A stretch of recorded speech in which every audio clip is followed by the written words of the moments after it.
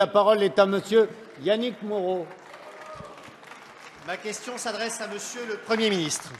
Moi, président de la République, je ferai fonctionner la justice de manière indépendante. 2 ans après, les mots se sont envolés et la République exemplaire avec. Monsieur le Premier ministre, le 29 janvier dernier, j'interrogeais ici même le garde des Sceaux sur le conflit d'intérêts qu'elle a délibérément créé en nommant conseiller spécial à son cabinet un homme qui, tout en étant le premier conseiller de la ministre de la Justice, poursuivait son activité d'avocat à la Cour de cassation et au Conseil d'État, quitte à plaider contre l'État quand l'intérêt de ses clients le commandait.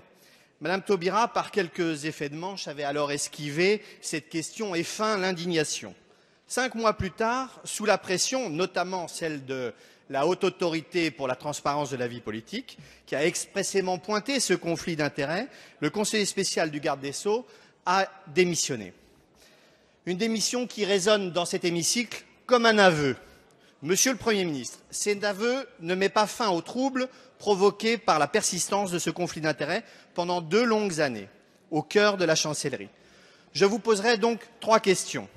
Ce conflit d'intérêts, aujourd'hui éteint, a-t-il, de quelque manière que ce soit, porté atteinte à l'indépendance de notre institution judiciaire?